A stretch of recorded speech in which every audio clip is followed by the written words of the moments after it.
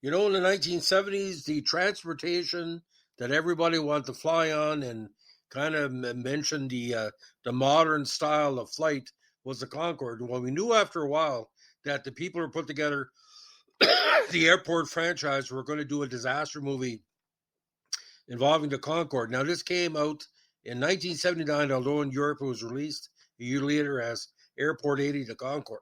Now, the Concorde Airport 79 came out in that great year, movie year 79, the fourth and final installment of the airport franchise. Although poorly reviewed by critics and earning poorly in North America, the film was a huge hit internationally for a total gross of $65 million on a $14 million budget. The film was directed by David Lowell Rich. The all-star cast includes George Kennedy, who came back for another airport film. He was in the previous three ones, with the international sensation Alain Delon, Susan Blakely, and Robert Wagner in the main roles. Oscar winner Mercedes McCambridge and Martha Ray, the Big Mouth, have cameos. Now, this one, Kevin Harrison, a corrupt arms dealer, attempts to destroy an American-owned Concorde on his maiden flight after one of the passengers reporter Maggie Whaling learns of his weapons sales to communist countries during the Cold War. When it takes off from Charles de Gaulle Airport in Paris, it lands at Dulles Airport outside Washington. Maggie reports on the flight the following day, which leads to a story of Harrison and his Buzzard surface-to-air missile project. A man named Carl Parker shows up to Maggie with a claim about documentation of illegal arms deals, but is shot by an assailant who chases Maggie throughout the house before a passerby triggers a fire alarm, scaring the assailant away. Maggie is told by Harrison someone is framing him. He sends Maggie off in a limo, then plots to destroy the Concorde with Maggie on it by reprogramming the attack drone tests with the Concorde as a new target. Now, Captain Joe Petroni and Captain Paul Matrin board the Concorde, where they're joined by Peter O'Neill, the second officer and flight engineer. Now, Harrison surprises Maggie at the airline check-in desk to see her off. He asks whether the documents have shown up, but they have not. As he's walking away, Parker's wife delivers the documents to Maggie as she steps into the mobile lounge. She looks them over, realizing that Harrison has lied to her. Now, at this point, the Concorde takes off for Paris. Unbeknownst to the flight crew, an off-course surface-to-air missile is headed straight for them. At his company headquarters, Harrison tells his controllers to alert the government. The United States Air Force scrambles F-15 fighter jets to intercept the missile as it locks onto the Concorde. Some very good graphics here. After several evasive maneuvers by the passenger plane, an F-15 shoots down the missile. As the Concorde is approaching the European coastline, an F-4 Phantom II jet sent by Harrison engages the Concorde as French Air Force Mirage F-1 scramble to help. The Concorde evades the F-4's missiles, but the explosion of one of them damages the plane's hydraulics. The Mirages shoot down the F-4 before the Concorde reaches the French coastline to continue towards Paris. Due to the hydraulic problem, the plane lands at Le Bourget Airport instead of Charles de Gaulle. The Concorde barely stops at the last safety net. Mathieu and Isabelle invite Petroni to dinner. Harrison then promises Maggie to go public with the documents, but attempts to bribe her into polishing his statement.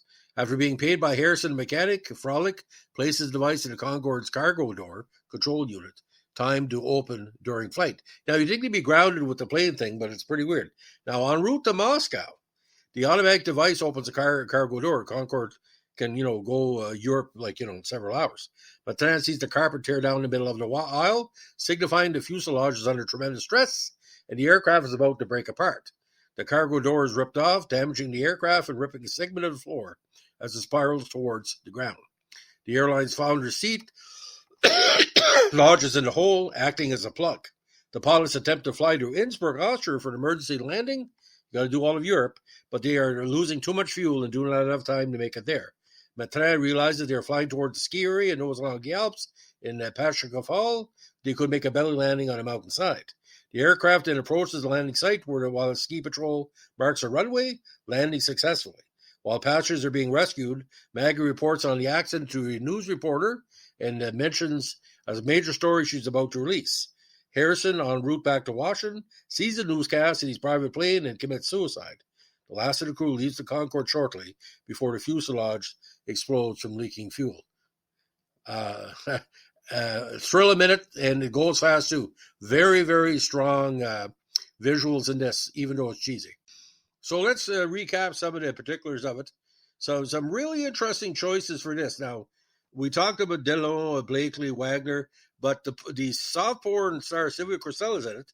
George Kennedy, of course, the ever popular Eddie Albert, B.B. Anderson, Charo, Pierre Jalbert, John Davidson, Andrea Markovicki, Barbara Ray, Cicely Tyson, Jimmy Walker, and David Warner. David was in everything at the time. Cinematography by Philip H. Latrop, edited by Dorothy Spencer, music by the great Lalo Schifrin, Technicolor process, production company Universal, released August 1779, 113 minutes, and of course the expanded version for television. Now, other key, Harry Shearer actually plays one of the announcers in it. Ed Bagley Jr. is in it, Nicholas Coster, Sybil Danning, Avery Schreiber, John Sidar, Macon McCallum, Kathleen McGuire, a lot of good cameos. Actually, Jimmy Walker ended up being in an airport later on, but that's another story. Now, it took producer Janice Lang a number of years to get the permission from Air France to use the Concorde. Air France requested some changes to the story and dialogue. Lang argued the film was not a direct sequel because it used different characters and settings, apart from George Kennedy, whose character was promoted to pilot. The film was originally going to be called Airport 79 to Concorde, but Lang decided to rename it so it would not be confused with Airport 75 and Airport 77. In October 78, Universal announced that filming would start in November. Blakely appeared in the film as the first in a three-part deal she signed with Universal, following the success of the great TV series Rich Man, Poor Man. Part of this film was shot in Alta, Utah, and filming had finished by February 79. Now, Costello wrote in her memoirs that Delon was unhappy with the size of his trailer and insisted he be given Rich's trailer, which was larger. Rich complained to Lang, who supported Delon. Now, Crystal wrote that towards the end of the shoot, the director started being overtly misogynistic. He treats me badly, shouting, making me repeat things all the time for no reason. Now, the film was a recipient of mostly negative reviews by critics upon its release, and years later holds an approval rating of only 25% in the film review aggregator Rotten Tomatoes on 8 reviews. But, it's an airplane movie. Now, Vincent Canby of the New York Times wrote, the Concorde Airport 79 is, how should I put it, not the best of the series, but to say that it's the worst is to convey the wrong impression. In this case, worse is best. Variety's review called the film definitely not for sophisticates. Concords is a throwback to the old popcorn genre, and rather enjoyable at that. Some people call it Love Boat Crashes, but noted that unintentional comedy still seems the airport series forte. Stu Goldstein's box office graded the film as poor and called it so silly it's actually entertaining. David Anson of Newsweek wrote, you have to respect a movie so single-mindedly dedicated to high silliness.